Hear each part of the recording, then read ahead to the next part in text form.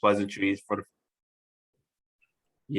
and just so we can respect everybody's time, especially Cory. We want to get started, within about another 3 or 4 minutes, so that we are done by 12, so we don't hold them up.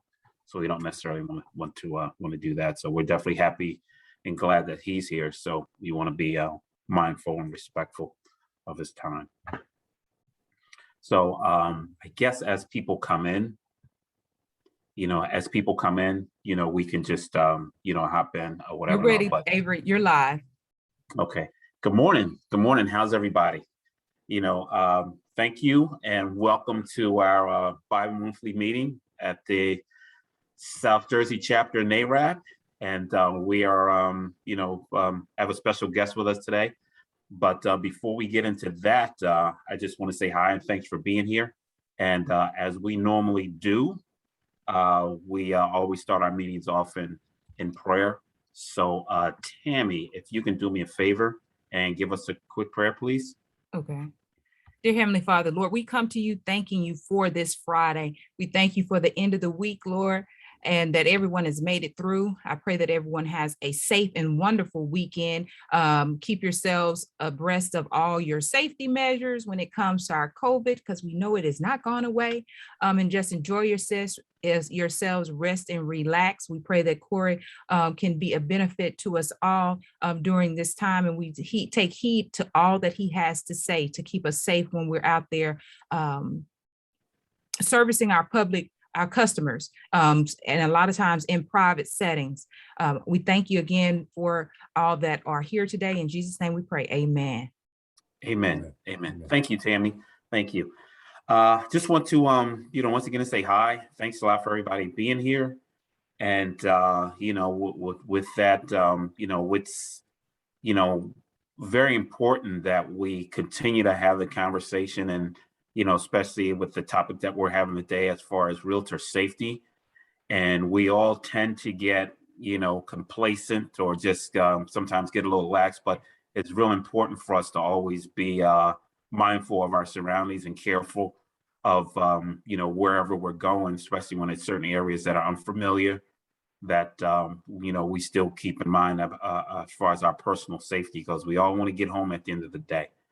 And I do know that some years past, Tammy will pick up the phone. Hey, I just want to give you a holler. I'm going into this house, so just stay on the phone with me.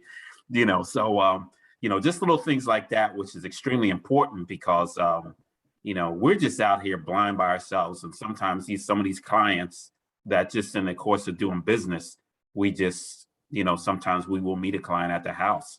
So we just have to make sure that we continue to be very mindful of our safety. And with that, we have Cory here today.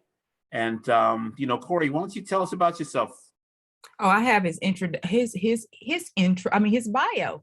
Cory is a master instructor for Bolo Rap. He's an associate instructor for Verbal Judo, the Verbal Judo Institute. He is the founder and owner and sole instructor for Safety Man Consulting, LLC.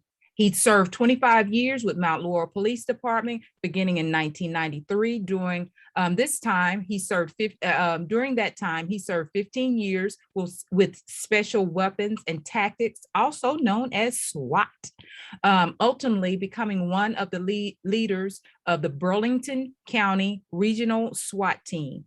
He is trained as an instructor in all lethal and less lethal weapon platforms, as well as verbal de-escalation. In 2000, he was promoted to the rank of sergeant. As sergeant, he was tasked with conducting routine and advanced training, public information, community policing, supervisory duties, and internal affairs investigation, quality control, and operating as the incident commander for critical events.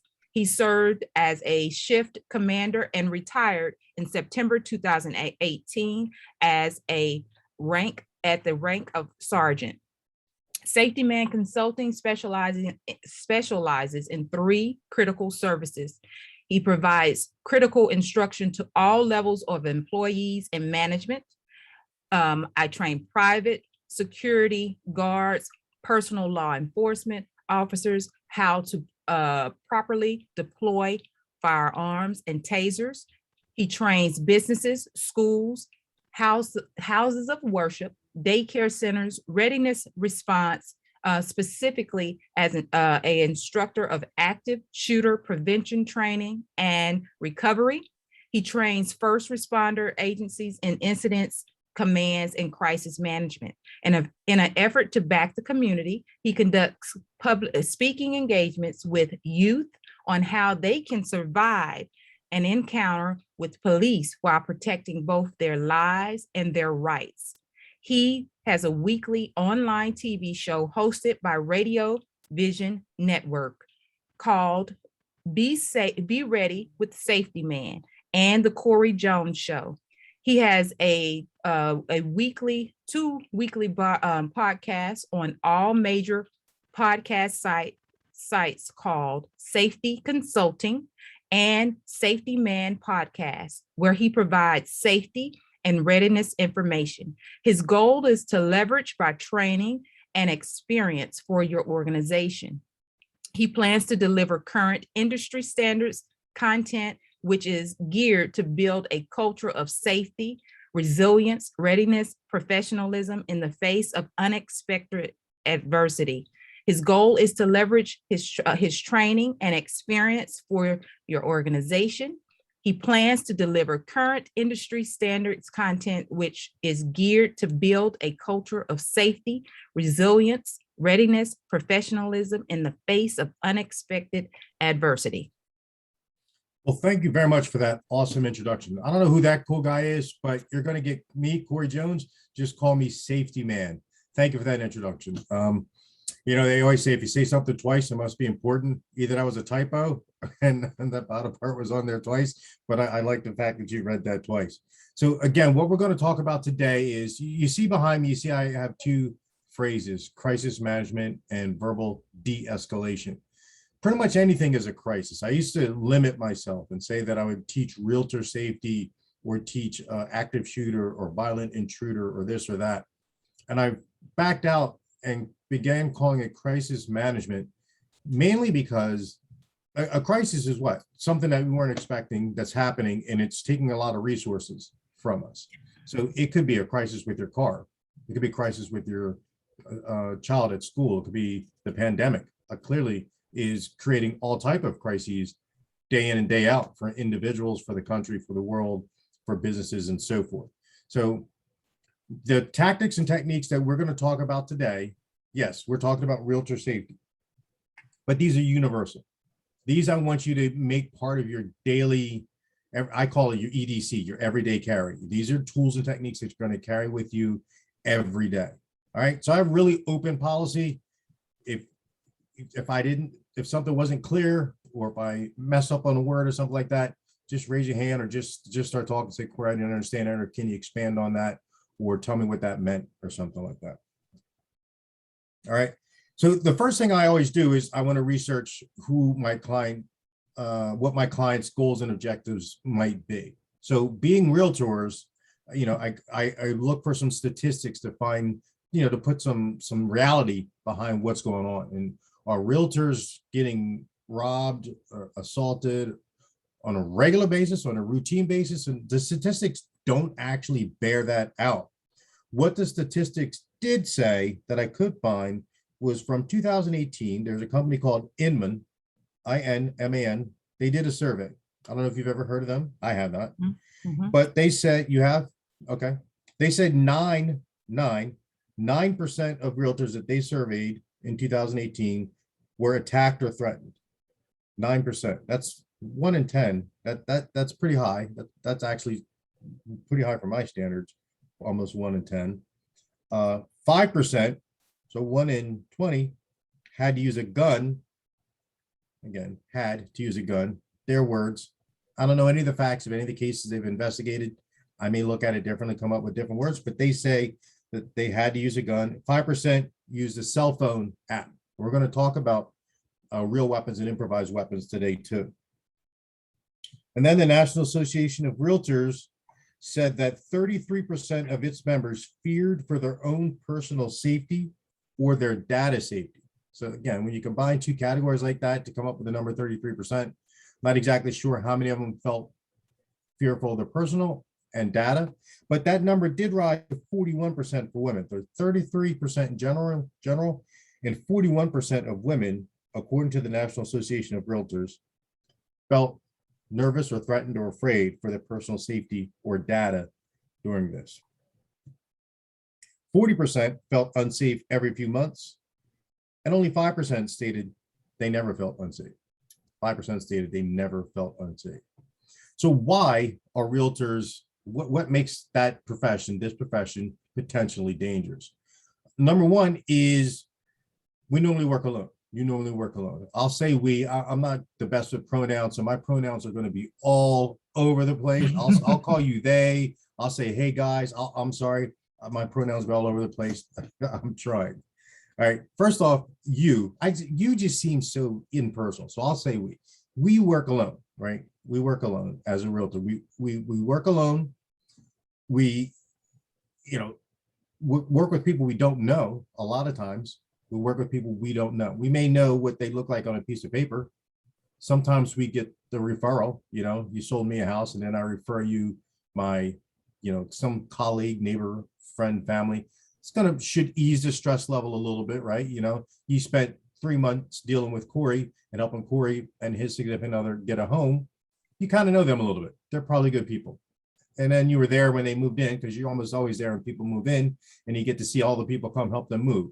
And now one of them wants to buy a home. Okay, that lowers it. But most of the time, you're dealing with people you don't know. Thirdly, you can't control where the properties are located. I mean, don't you wish you could, right? Every property would be, in an X neighborhood with X closing costs and X this and X that, and all the numbers would always work in our favor. But we can't always control that, where that's going to be. And finally, agents rely on the public advertising to drive traffic to especially your open houses. So you basically, and when I coach realtors, I always say the same thing. Basically, we're going online and we're putting signs out saying, hey, I'm going to be in this kill box over here by myself. Come get me. That's basically what we're doing, is we're telling everybody, hey, I'm over here, probably going to be by myself. Come get me. So earlier, I'm glad to hear that the tactic has already been used. So hopefully you're already using the tactic. If you're going into a strange house, I'll start right there where somebody's said it, is call somebody on the phone and say, hey, I'm going in this strange house. We always have cell phone is always right here. Hey, I'm going in this strange home. Stay on the phone with me. That's actually one of the things I teach, even if it's not real. Now, remember I said crisis management, right? It's over there. Crisis management. We use these things everywhere all the time. So anywhere you are, you feel unsafe, you can get on the phone with somebody, or fake get on the phone with somebody. Just to say you're walking down the street in Philadelphia to a taxi and somebody makes you nervous, they come up to you. Your phone's in your hand anyway, because you're either using it for directions, you're texting, you're trying to find an Uber, you're texting somebody, you're going to be late for the restaurant, whatever it is. So somebody comes up to you, you don't want to talk to you, immediately go, oh, hey, Ed, how's it going? I'm looking for you right now. I don't see you. Where you at?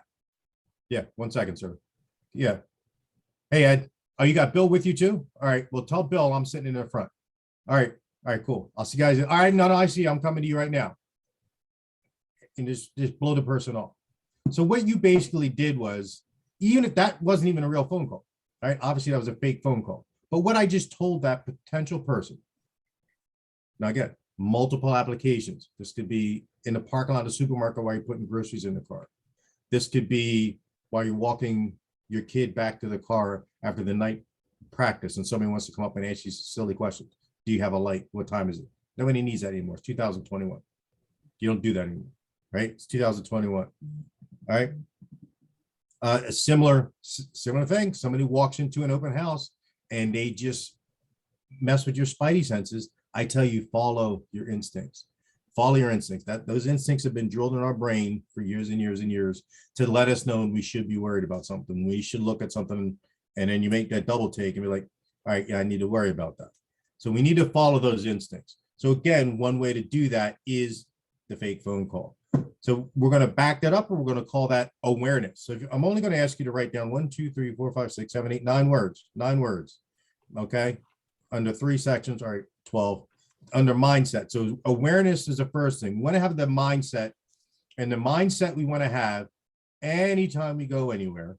And if you go and listen to my podcast, Safety Man Consulting or Safety Man Podcast, you'll hear me say this thousands of times, is we have to be aware. We have to be aware. And I know it's hard in 2021 because we're walking around like this, right? Everything you're doing is an emergency, right? Anytime your clients are reaching out to you, it's an emergency, right? Something happened. The bank said they needed this. The home inspector needed that. The seller's doing this, whatever. I get it. It's an emergency. Can you just promise yourself, promise your loved ones that you'll be in a safe place when you get that? That 5 seconds, it seems, when we know we're so used to getting everything back, that immediate gratification, it's pulling us. It's pulling us to answer that phone, to answer that text. Can you just promise yourself, promise your loved ones, promise the people who care about you that you'll get to at least a safe place, with your back against the wall somewhere where nobody can sneak up on you, and you're not going to walk into traffic, and we answer that awareness. That awareness goes for everything. We're going to move over to pre-planning. So under mindset, you have awareness. Then the next word would be pre-planning, or a word right under awareness would be pre-planning. So whenever you go to a home and you're going to show a home, the first thing you do is you stage it, right? We always stage that home, right? We always, put the fruit basket out, and, the flower with the basket with the wicker cannonballs in it, or whatever that thing is, that's hype now. You make the kitchen look nice. Maybe you set it, it's a family of 4, so you set the table for a family of 4 with some nice dishes on. Whatever you do, all those things you do, you're professionals. I'm just pretending that I know what I'm doing. I'm not even allowed to set the table, so I know my limitations. Okay, but when we're staging that house, use that same time to pre-plan a couple of things.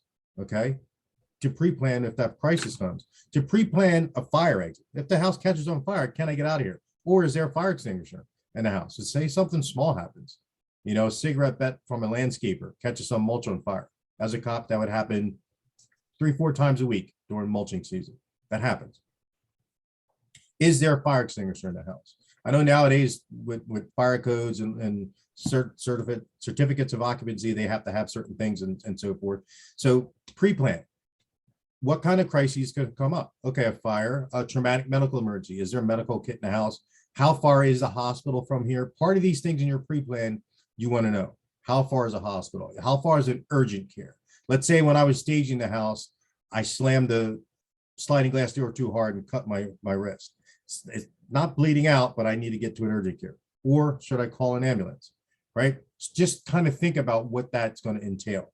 Just have that as a mindset, and we're thinking about it. As I'm staging that living room, as I'm staging that bedroom, as I'm staging that family room, I'm also looking for alternate areas that I can escape. Front door is always an escape route. Never lock the front door. Don't lock yourself in a house. Okay, don't lock yourself in a house. Unless the bad guys already ran out and you don't want them to come back in, then we lock it, obviously. But also, most places have at least 2. Most places have a back door. Know where that is and unlock it, prep it, get it ready for yourself as another way to get out, both for a fire and if this bad guy goes crazy and decides he wants to do something. Make sense so far? All right, so I want you to have alternate ways to get out.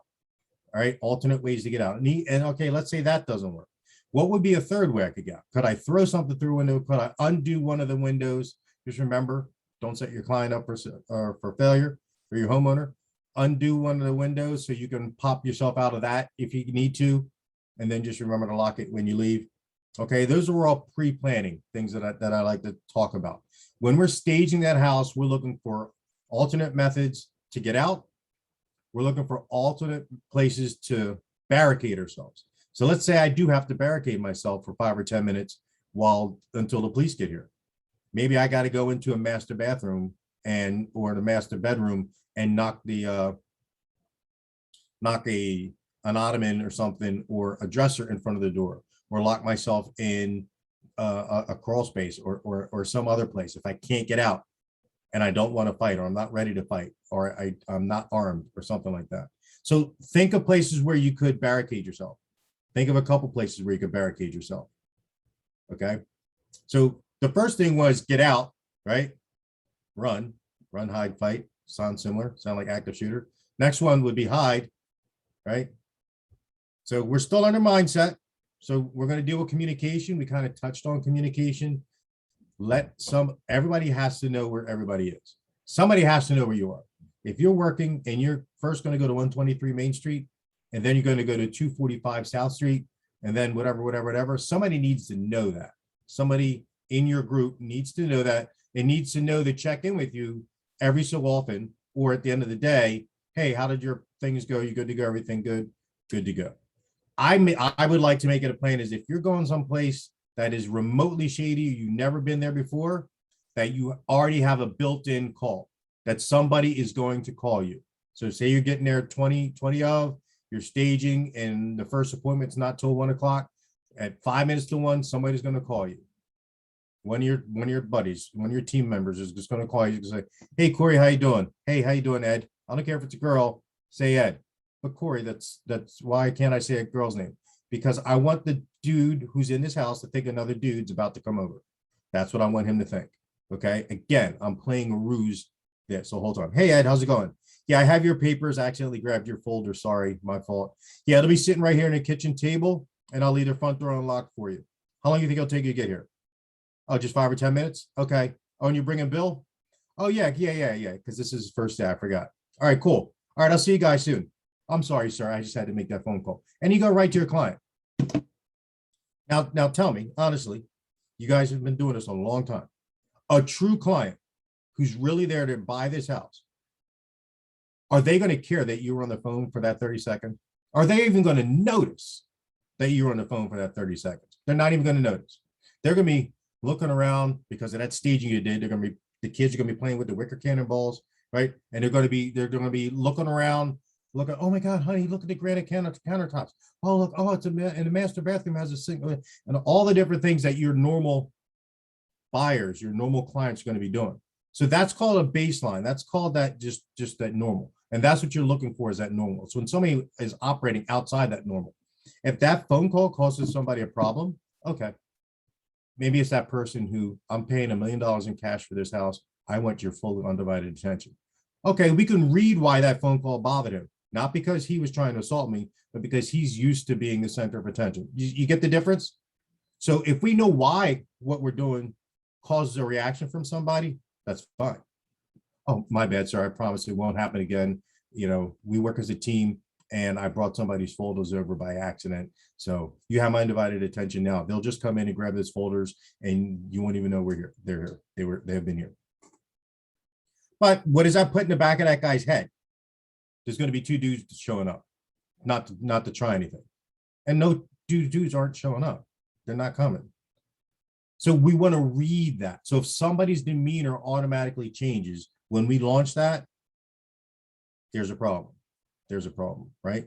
There's a problem. They go from normal giddy to, I don't like this place. Maybe we averted something important. That might be good. So that's part of communication too. We want to be able to have people check in. We want to check in, and we want to make it okay to check in with somebody. Even if we have to have if you text your friend 911 or text your friend 999 or something like that, send help, whatever it is. They need to know where you already are. Okay. If you don't know where you are, you need to know where you are. You always need to know where you are. Location, location, location. When people are buying homes, what's the most important thing to them? Location, location, location. That's the most important to you. So we're going to finish up on communication with location. When you have to call or text in New Jersey, you can text 911. In New Jersey, you can text 911. The most important thing you can put in there is your location, and then the nature of the emergency, the nature of the crisis.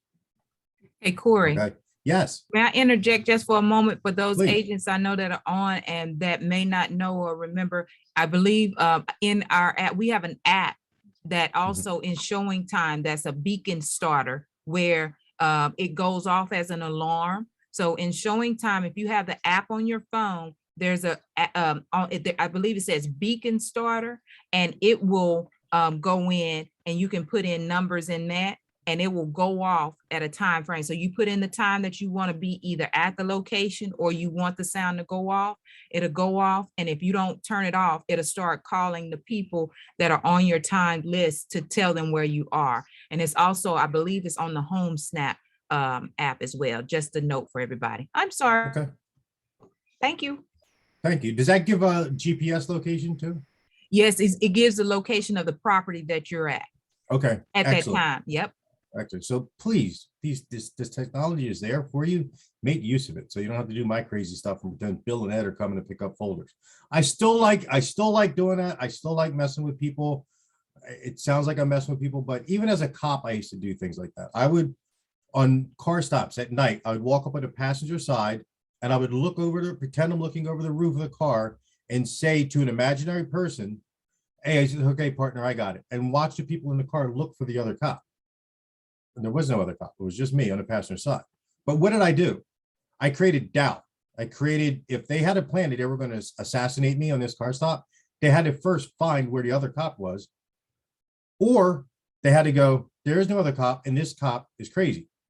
Now, do I want to try to assassinate the crazy guy with the gun? Or maybe I'll wait till next time, right? So what I'm doing is, and then I'm reading their emotion, I'm reading their reaction to that. Again, if you're stopped lawfully by the police, you're not doing anything wrong, and there's two cops as opposed to one, do you care? Do you even know? Doesn't bother you. So that's what we're talking about when people are acting outside of what is normal. All right, so then de-escalation, this other word that you kind of can't see because I think there's some squares there.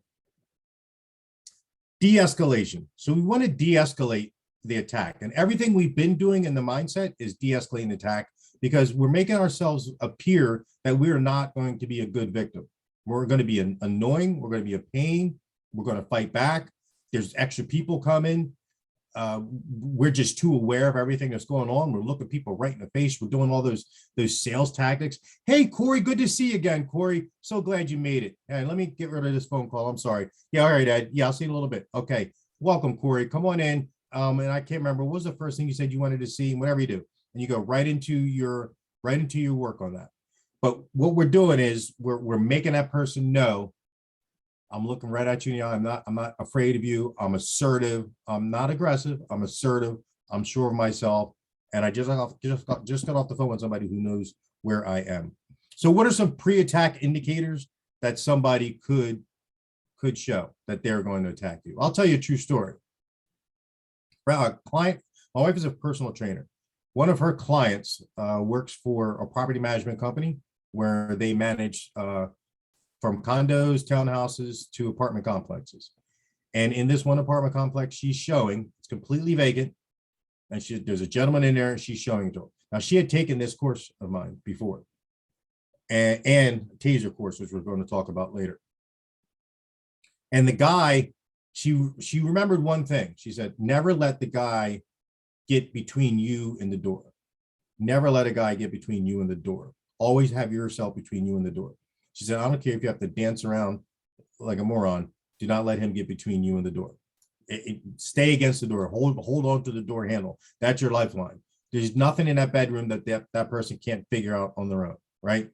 It's a bedroom. You didn't walk them into NASA launch complex, right? It's a bedroom. Those two doors are probably closet. That's probably master bathroom. Yep, that's the bed. You're looking right at it. You got them all. You got them all. Congratulations. And you really didn't even need me to come over there, right? So I'm making it seem silly because I want it to be.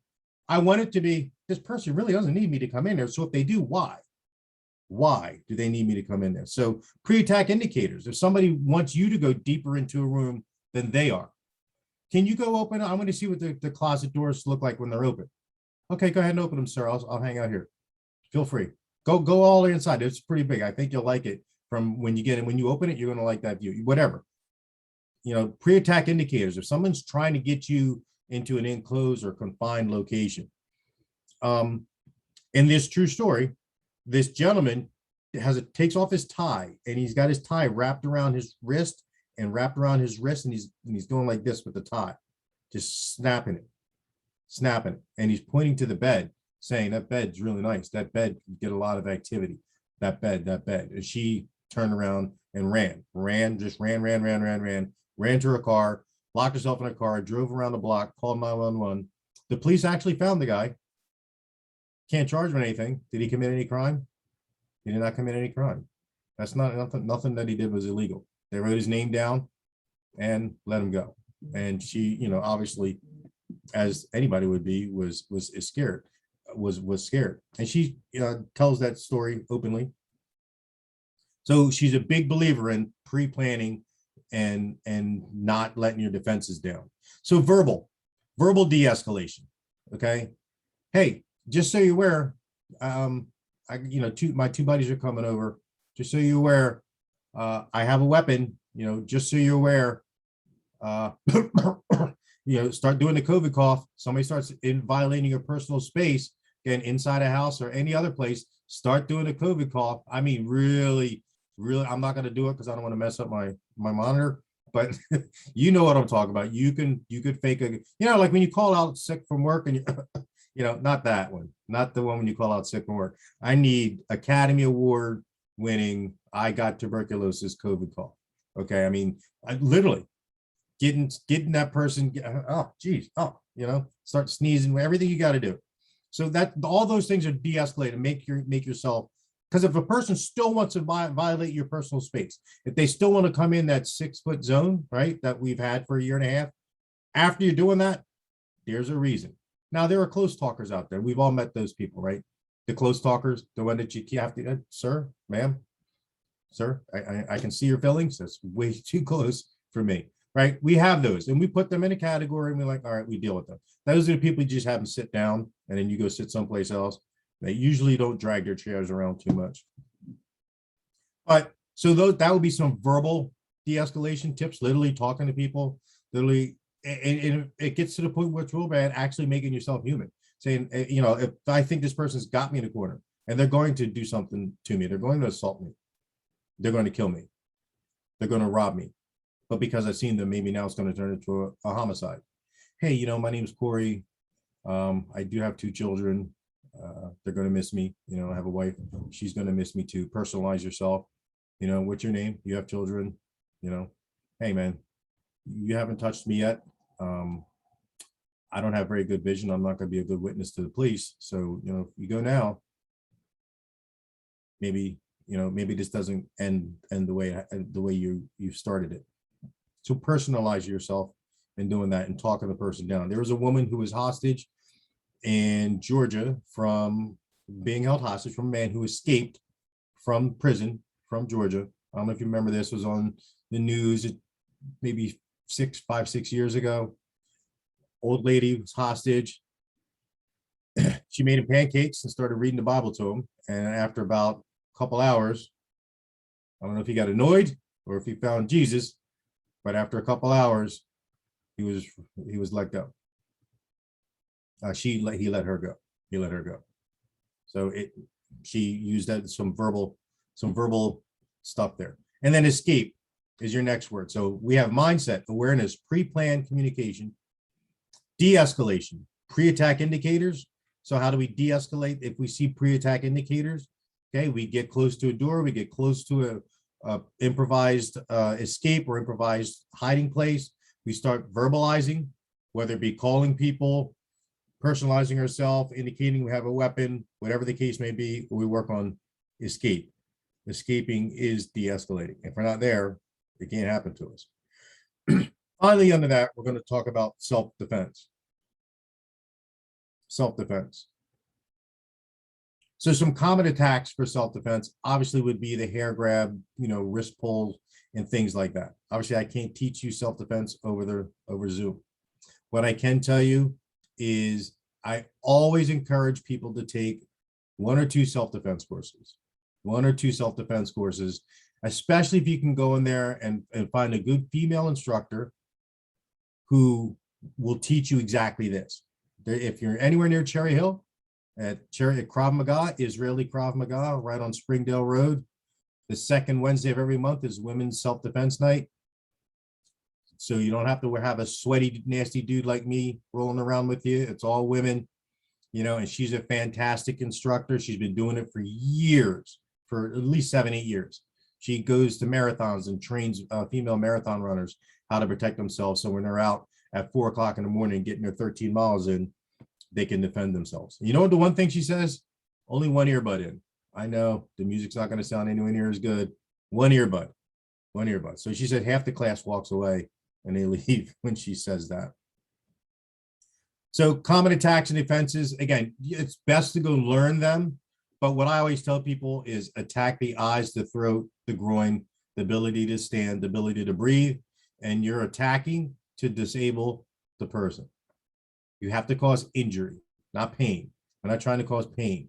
We're trying to cause injury, like a pen in the eye, injury. Okay. If I keep a pen in my hand, I will Keep a gouge pen you in in your the hand. eyeball. There you go. See, that's the mindset that I like. So back up, that first word was mindset. You've got the right mindset. She said it with no problem. She's probably looking forward to it. It was kind of scary. I will gouge you in the eyeball. That's the mindset we need to have. Okay. Because I say this to my, we're grown-ups. This is a very grown-up statement I'm about to say now. But if I don't put something in him, he's going to put something in me. So it's my decision at that point. So I train my clients. When you fight 100%. You fight. Some people are like, I don't know if I would do all that for myself. I said, but think about the mental issues that you would suffer if something like that happened, and how that's going to affect your family, how that's going to affect your relationship with your significant other, your children, the rest of your work. If we, I don't want to say allow it to happen, but if we don't fight, sometimes fighting may not be the answer. Sometimes curling up and getting in that fetal position might actually be the answer. I don't ever recommend it. No one's ever shown me a situation where that would be beneficial. But if you know you're not going to fight, then turn into a big puddle of mush. Then go the opposite direction. Turn into a big puddle of mush. Be annoying, cry, do everything else that you can just to make this person, either for emotional reasons or for physical reasons, decide that this is not something that he wants to do. So improvised weapons. When we already talked about the pen, right? When we are staging that house, the other thing we're looking for: run, hide, fight, improvised weapons. Okay, does it have a fireplace? Does it have a fireplace poker? A big kitchen block of, Cutco knives. That's beautiful. Knives work really, really good in Hollywood. In real life, the human body is a lot more durable than we think it is. So normally it's not just real easy just to go up and stick a knife into somebody, because the ribs and the chest muscle and all that stuff really protects. It's very hard to just take a knife and slide it right into somebody's heart and then they just drop down. If you're using a knife, you want to get a small, pointy, serrated knife, and literally, again, going for the same place: the eyes, the throat, the groin. The eyes, the throat, the groin. With any kind of edged weapon: eyes, throat, groin. We want to cause injury. I want this eye to be blind. I want him not to be able to get good air exchange from his throat. Or if you stab somebody hard enough in the groin, we can get close to the femoral artery and we cause a lot of pain there, but it activates a defensive mechanism where the person just bends over and they can't really do anything really good to assault you. They can't do anything to assault you.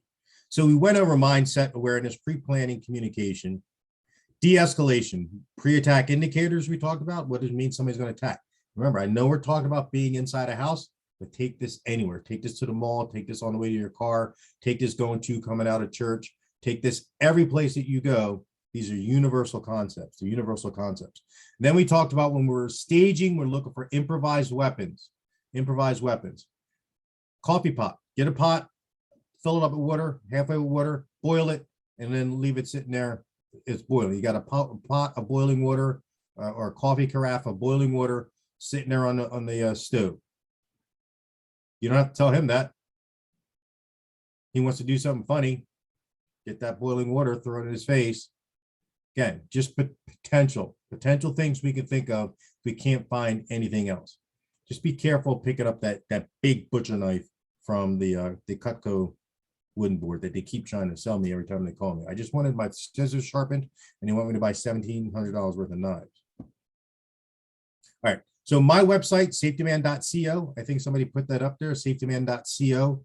you have any questions, all my podcasts, my TV show, YouTube channel, all that stuff is on there, and you'll see it's all the same. Not doesn't mean that you only have to watch one episode or listen to one episode, but what it's all geared towards the same thing. It's all geared towards making you see what's normal, so you can then see what's not normal, so then you can react quickly to save your life.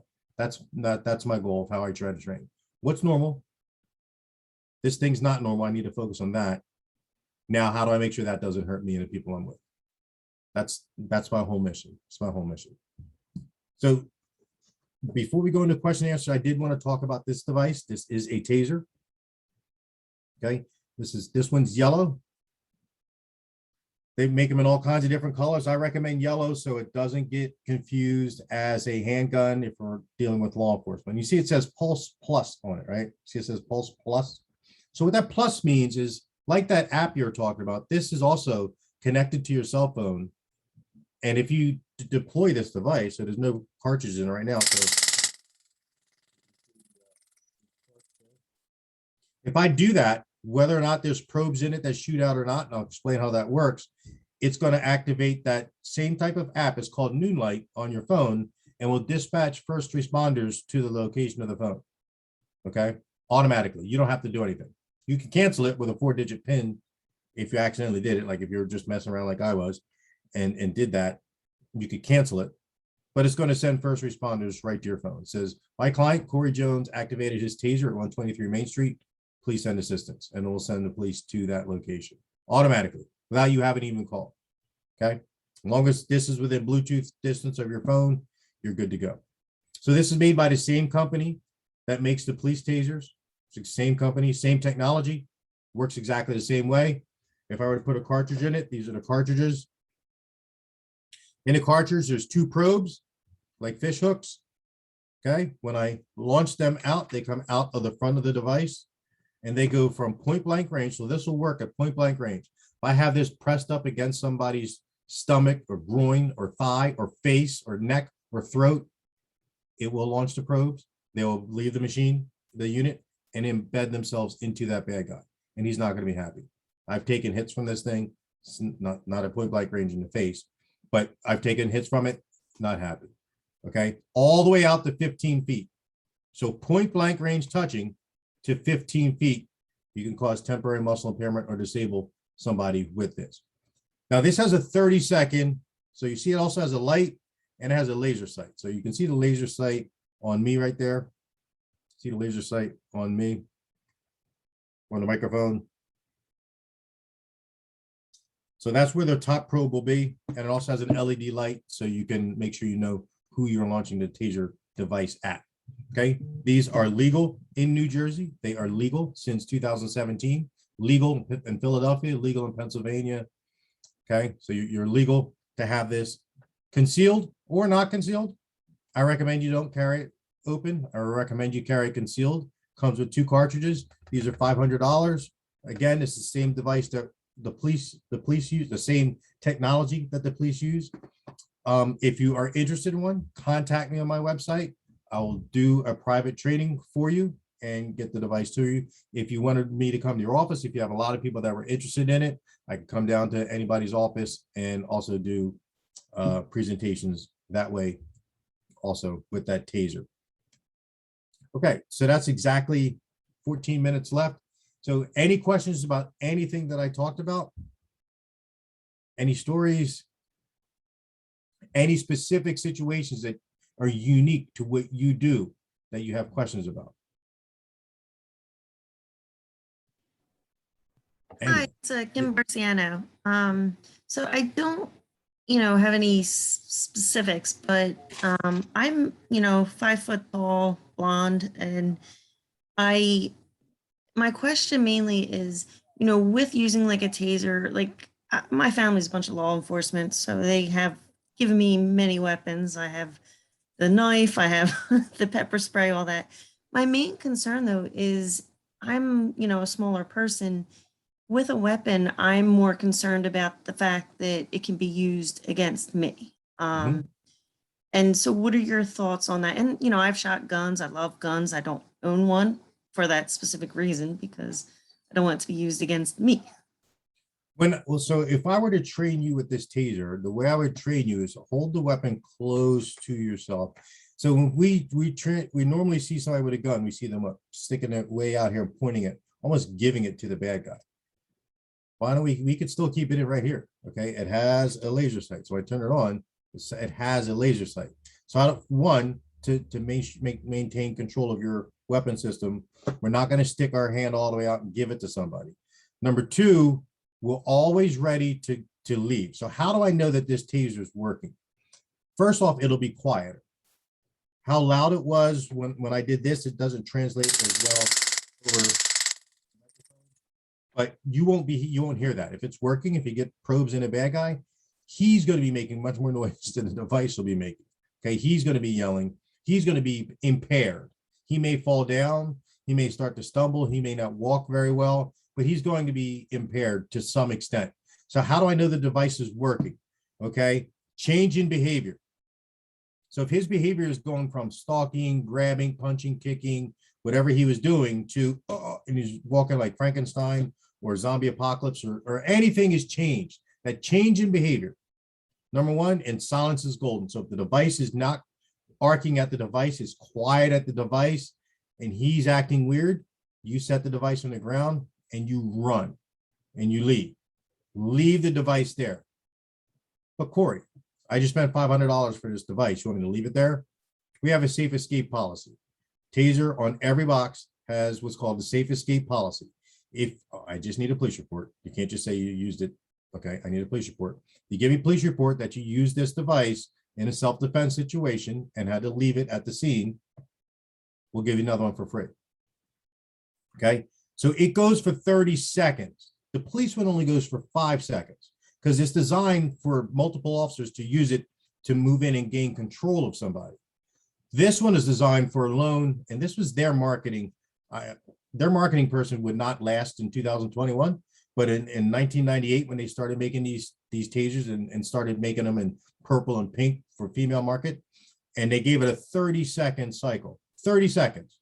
I don't know how somebody could withstand a 30-second cycle, but let's just say they did. They said they wanted a woman in high heels to be able to scamper away to safety. That was their commercial. Scamper away to safety. Yeah. So I don't know that that would go well in marketing for 2021, but the concept remains the same. I want you to be able to get away. So leave it there. Get you and your phone to safety.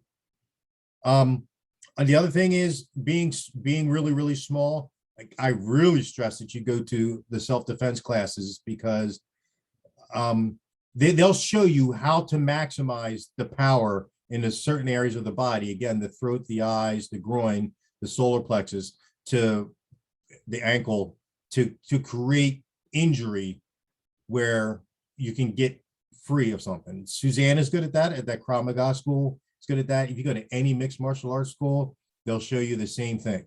They'll show you how to get up if you get knocked down, how to get out from under somebody, how to relax if somebody is on top of you and wait for the right moment, and so forth. But again, it's training. I don't want you to give up. There's a tactical pen. So it's a pen like this, but it's made out of aircraft aluminum. You have to screw it apart and put it together to turn to a pen. Otherwise, it's just not pointy like you could cut glass with it, but it's pointed on the one side. The other side is kind of flat. And I wear it all the time. TSA approved. I've flown all over the world with it. And if I rake you in the face with that bad boy, your day's over. You're not thinking about bothering me anymore. Okay. So were those, did I help with your question? Absolutely. Definitely. I appreciate that. Okay. So remember everything we said. So I don't have like one magic bullet.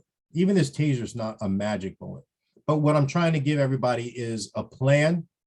And if maybe we set 5 or 6 of these things out at every call, okay, maybe I didn't lock any of the doors. Okay. And then when I staged it, I left a pot of boiling water and I knew I could hide in this room, and I've already got the dresser there so I can knock down in front of it. Improvised weapons, again, my pot of water and my pepper gel or my pepper foam or my taser. Okay. And this guy came in, something was funny. It's like, hey, Bill, how you guys doing? Yeah, you and Cory still coming up here to pick up that paperwork? Yeah. No, I'm with the client now. So yeah, I got to go.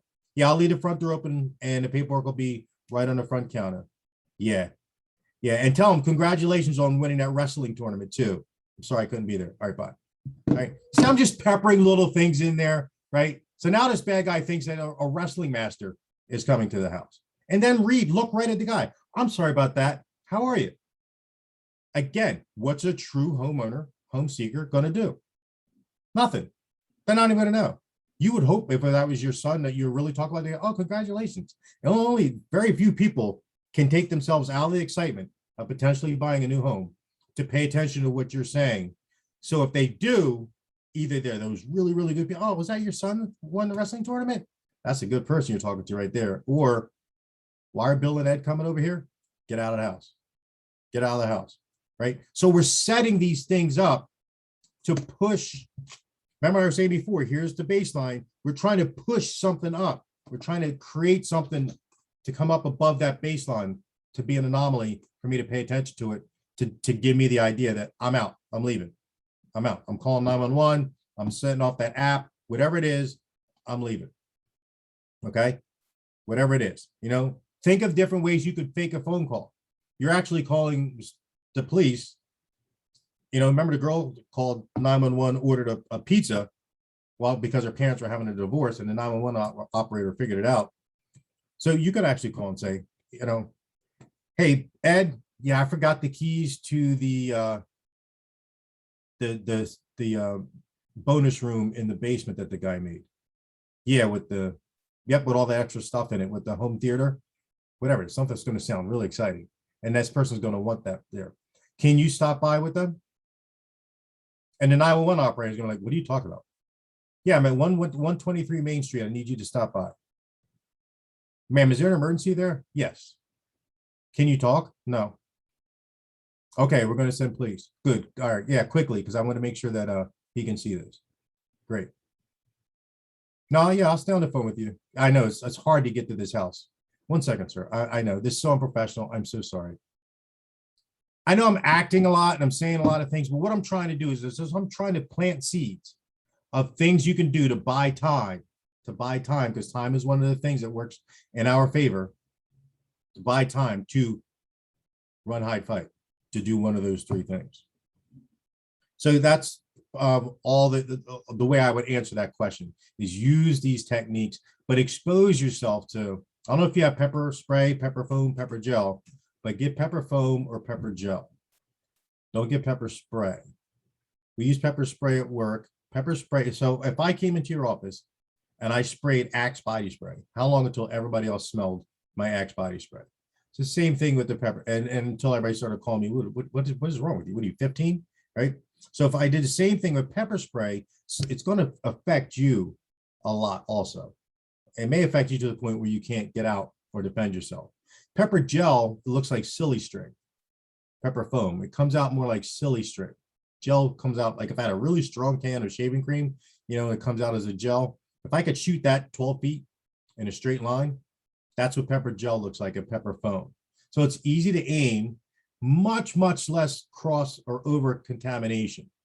So it's much less likely it's going to contaminate you, and it works. It takes about a second longer to affect the person when it works, but it works. It works pretty hard. Nice spray, pepper spray. Recently ended up making my nostrils burning a lot. Yeah. Yeah, so pepper foam, pepper gel. Write this company name down. It is called, set myself up for failure just then. I figured it'll come to me.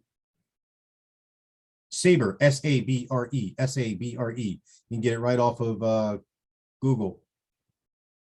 Sabre, S-A-B-R-E. S-A-B-R-E, okay. Yep, like a saber-tooth tiger or lion, whichever one it is. That's a good one.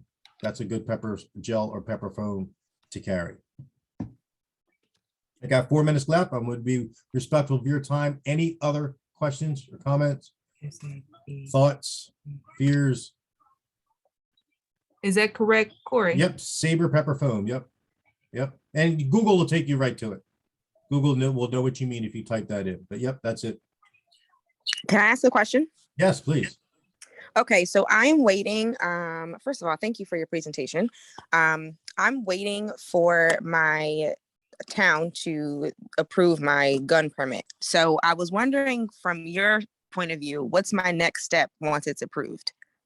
Buy a gun and then get trained by me. I'm in North Jersey though, How far north? Union County. So there's a couple ranges up there that offer classes. I don't know how far you are from Bristol, Pennsylvania. That's usually as far north as I go. I have a range there where I take clients. I've had clients from Union come down to get trained with me, but definitely buy a gun and get training from a professional who's an actual instructor who's going to teach you how to use a gun in self-defense. Unfortunately, in New Jersey, you cannot carry a gun outside of the home. Now, there's a Supreme Court case, and it's really looking like that's going to get overturned, but probably not till, it's probably not going to be for a year. So right now in New Jersey, unfortunately, a firearm can only be used for self-defense or even to carry inside your home, not a home you're showing. Okay, so I would also suggest in the meantime, one of these operates just like a gun. Okay, you can get a Taser Pulse Plus until you get your gun, and they operate very similarly, or until that court case changes. All right, but that's what I would definitely recommend. So you start the application, go someplace where they have a bunch of guns that you can try some different 9mm semi-automatic pistols, like a Glock 43 or Smith & Wesson EZ, and find good instruction that'll teach you how to use that to save your life legally, morally, and properly. Great, thank you. You're welcome. Hey, Court, I have a question because I have a taser that looks like a flashlight. Funny, but not funny story. It was a new client and it was a family. They were coming with me, but I'm never thrown off if you're a woman just coming with me, or a man and a woman, or you a woman, whatever the combination. Right. As y'all can see, y'all see the feisty in me. I'm ready to fight and pull out the karate that the trotters took when we was little. But in any case, I had my taser is also a flashlight, and it's tactical. So it's hard enough. It's that aluminum that you could get them in the jugular enough to but it has a pin in it. So I have to put it around my wrist. So like Kim was saying, it won't, if they take it from me, if my arm is within that pin, it pulls out. They can't tase me if for some reason it gets out of my hand. But for whatever reason, I was slipping one day, and I'm thinking about too many things at a time. And the son had my flashlight, which was the taser. And I totally, but I'm like, Lord, I done handed that to this child. They didn't know it was a taser. Right. I never disclose what my weapons are or what I would do to protect myself until I need to, until I feel like I need to show them crazy real quick for a second. So the baby had my taser, and there's a thing, if he would have pushed it, he would, because I've tased myself with it just to see how it would feel as well. But I had gotten it. So mine doesn't look as like you as a gun, taser gun in a sense. But I always utilize that, and I try to make sure, and all I have to do is charge it via USB, to keep it charged. But it's one of those, a very good flashlight, but it's a very good tactical flashlight, and it's no bigger than about this. And it tases as well. Yes. So that's a stun gun as opposed to a taser. So just make sure you understand the difference. Stun gun, you have to make contact with the person, right? Yep. With it only works at point blank range. It doesn't work any farther away. It's good that you have the one with the wrist and the pin in it, so someone does pull it off of you, it will cease working. They still make those. I believe the same company, Saber, actually makes that as well. Okay. The same thing, but that's also a pretty good weapon. But just understand, you said you tried it on yourself to see how it would feel, right? Yep. And it just it was, for me, I have a high pain tolerance, but it's more so a twinge. But with me giving that example and showing what you have, that gives more of a reference, because there's a distance that I could be from a person with what you have. And a taser and a stun gun gives a totally different effect. Absolutely. Yeah. So only on Hollywood will you stun gun somebody and they pass out for a half hour. I just want everybody, I used to sell them. I train them, and people, I mean, if you could stun gun somebody in the throat, in the face, in the eyes, in the groin hard enough for 3-4 seconds, it's going to cause so much discomfort that hopefully you can then stomp on their Achilles tendon or poke them in the eyes and then get out of there, get to safety, because this is a self-defense.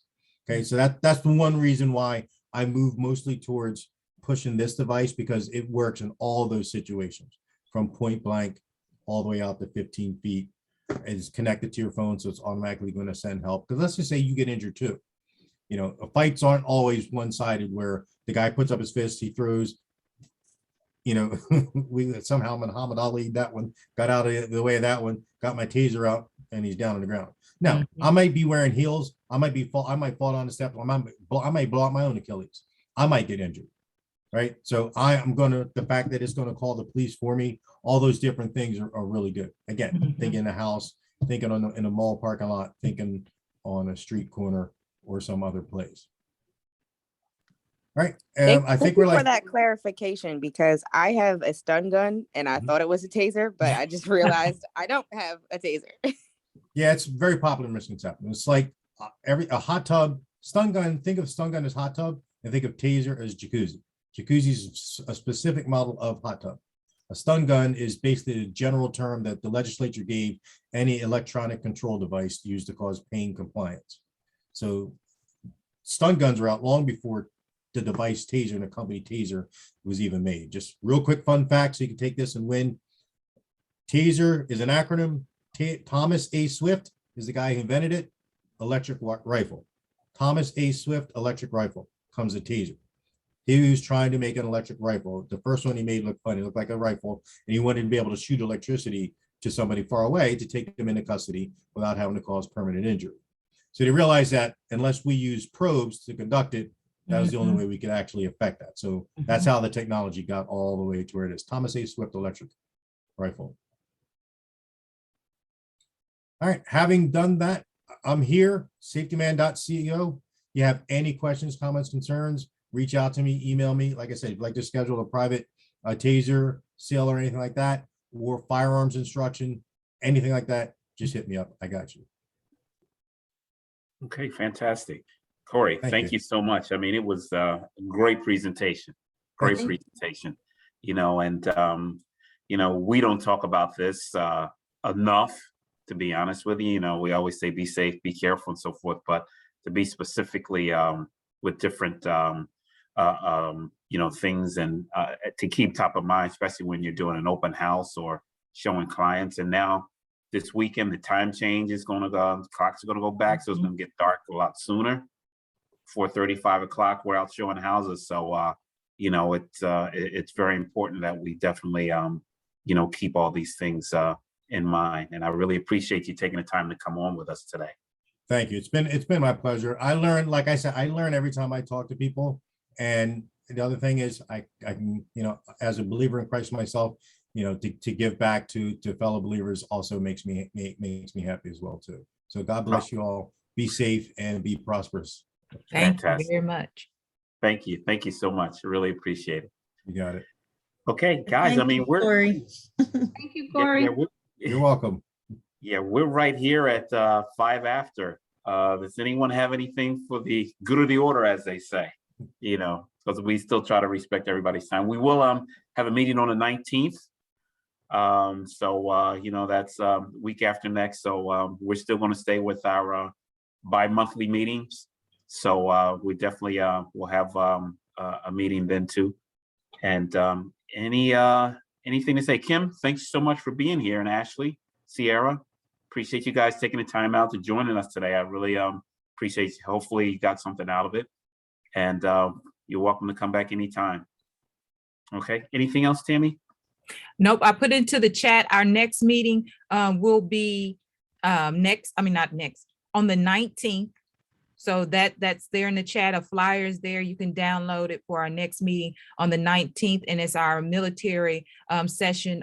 We will discuss VA loans, along with have some programming. We're waiting for an okay from Catholic Charities, if they are going to be able to come on, but we will have our military information session, and we will talk about VA loans. Our guest speaker on the loans will be Basil from Creative Financial Network, and you can see the flyer there. And we will hopefully have Catholic Services that will be able to come on as well to talk about their services. Hopefully it will be live. I will put the recording up once it downloads to my computer on Facebook as well, and have it available there. Sorry, we had a technical difficulty with that. And then also we will have, there's a meeting on Monday. If those of you that are interested in getting updated a housing and utility fair that Senator Andy Kim is conducting in Burlington, they're on, on Whit Lane Road.